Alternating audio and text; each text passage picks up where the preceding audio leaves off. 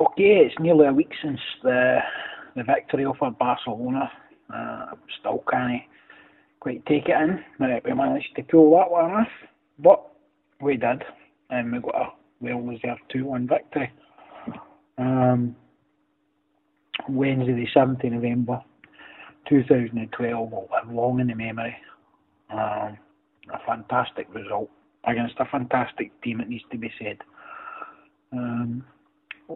2 games, to be honest, were similar, and obviously Barcelona had the possession, even at Parkhead.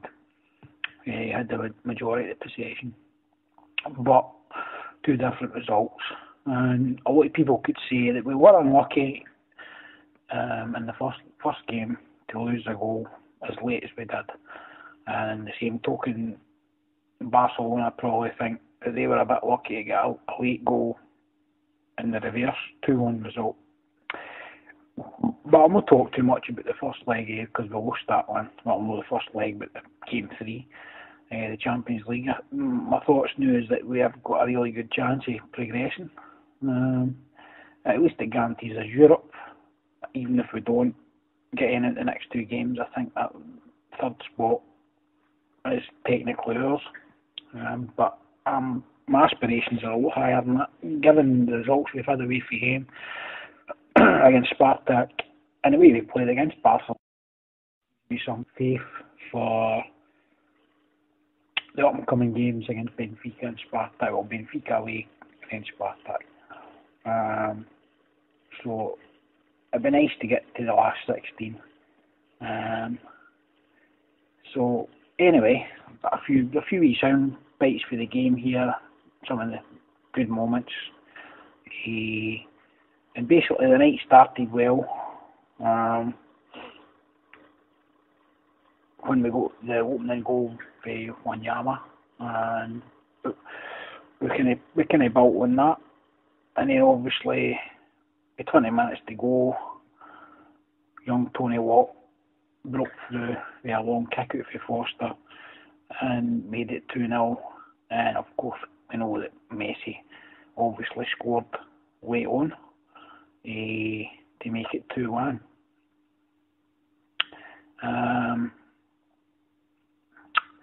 So, like I said, I think that based on the results we've had so far, I'm pretty sure, I'm quite comfortable in thinking that we can progress, and when it gets to a knockout situation, who knows?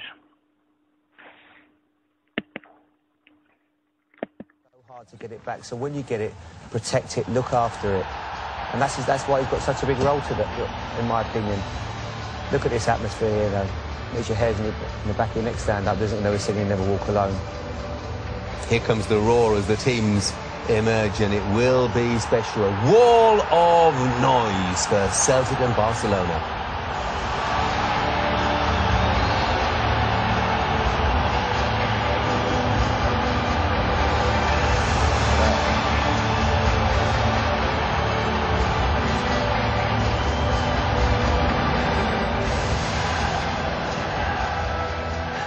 Tell you what, two of those young mascots will be nervous enough this evening, that's for sure. As far as Celtic are concerned, principally, they've got to defend well this evening, haven't they? It's about the art of defence tonight.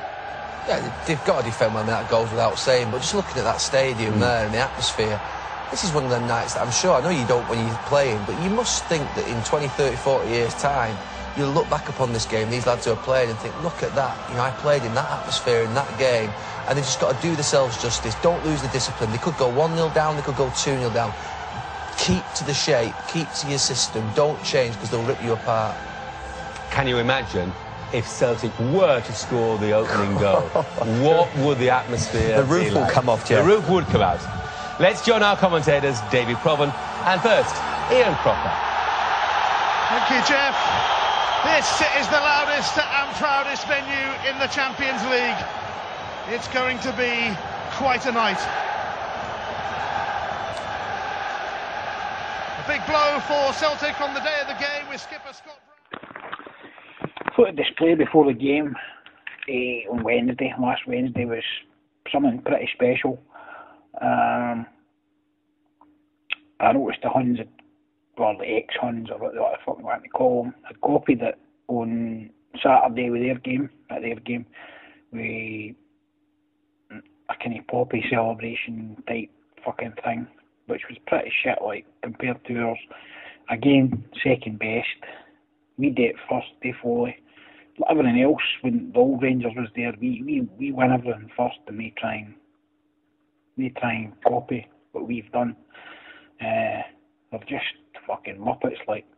But I'm not want to talk about the Huns, or deceased Huns, that is. Obviously, the Champions League games has been gaining us a bit of grief when we had a league campaign, and I think if we get this Benfica game out the way, get someone out of that and get ourselves qualified before the Spartak game, it gives us a bit of time to concentrate on league games over a couple of month period, because I think the Champions League doesn't kick back into next year, so we can get our league form back where it should be and get ourselves back to the top of the table.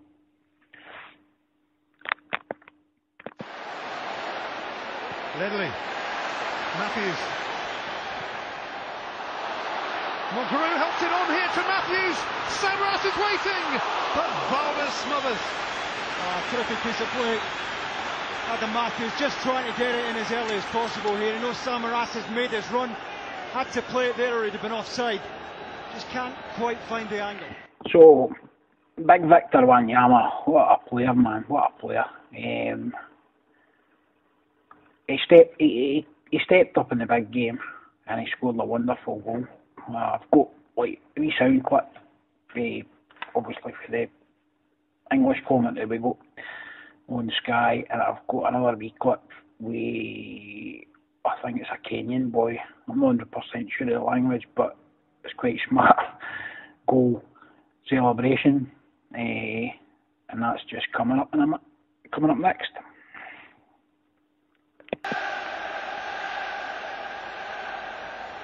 And a corner has certainly raised the decibels in and around Celtic Park, as if it could get any louder.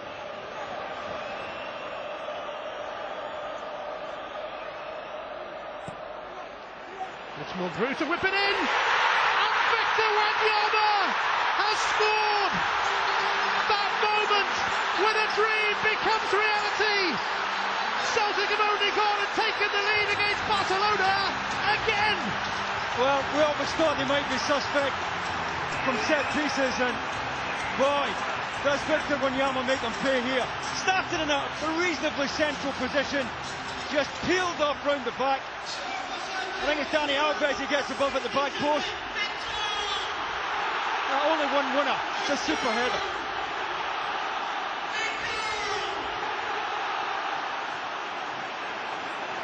It's Bartra, actually, the centre back that he beats in the air. And he certainly got his neck into the header.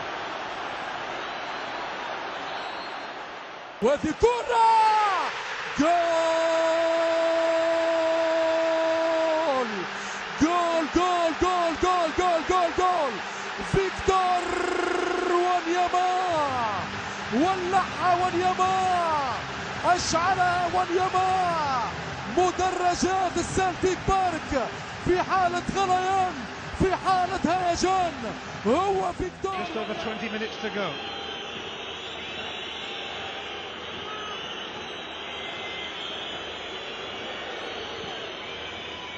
Xavi, Messi, Jordi Alba, Lionel Messi, another fantastic save from Forster. The goalkeeper, ball inside, Chris Commons here again, lovely pullback from Alba. Messi just trying to pick his spot, good strong left wrist here. And while we're mentioning players here, what about young Tony Watt, eh? He's been a bit of a sensation since he's come into the side last season. 18-year-old boy, and he's proven that if you give these young laddies a chance, they can do the business, and he's certainly done the business, and he's certainly going to be a future star. And I'm hoping that he doesn't see the bright lights and like other guys have done. I was going to say Aidan McGeady there, but to be fair to Aidan, he stood hung about for a while. I was talking about me like Liam Miller. It's a shame because he was a good wee player and he kind of wasted his cell going down south. So I am hoping we what things about. Here's a wee highlight for his goal.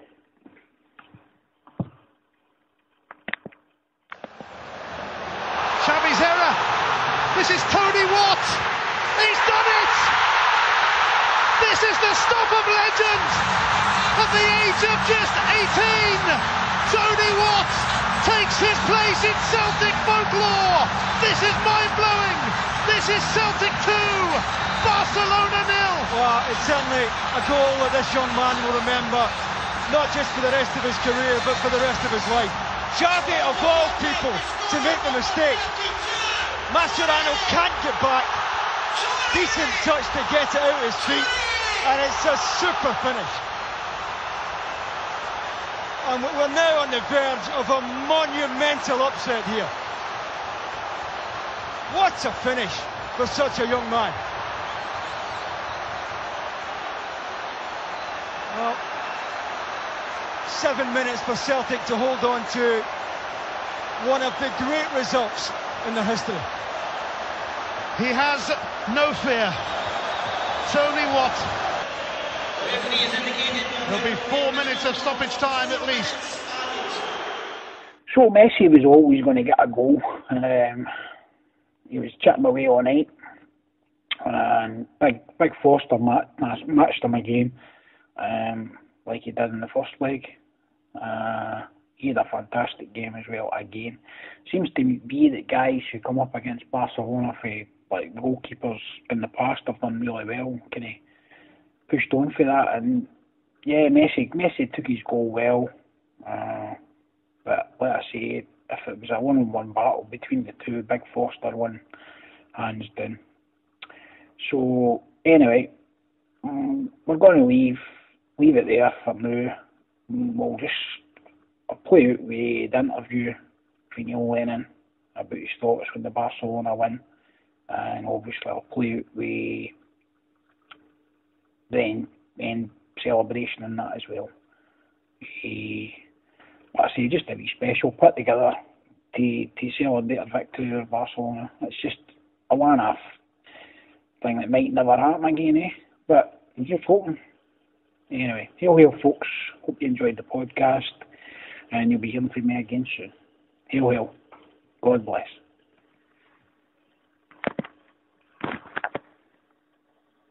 Nearly 60,000 whistling, but there's only one whistle that counts. And that's it! And how do you begin to describe this? How about wow, wow, wow!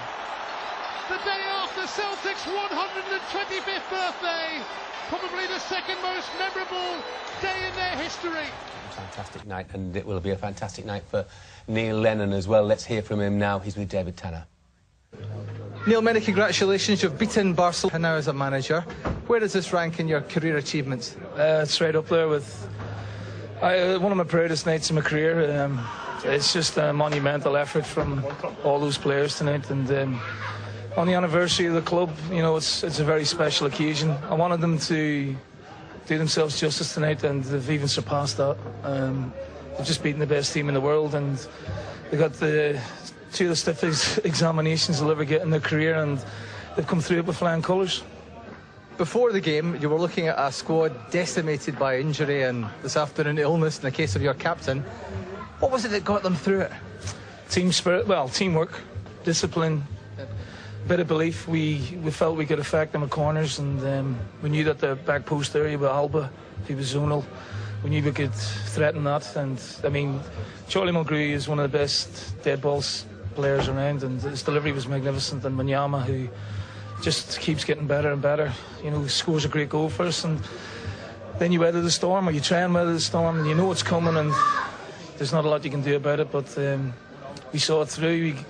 Young Tony comes on when a few of them are down on their feet, haven't given everything, and gives us a new lease of life and scores a brilliant second goal, and he's going to go down in the history books now of the club, and it's fantastic. I'm so pleased.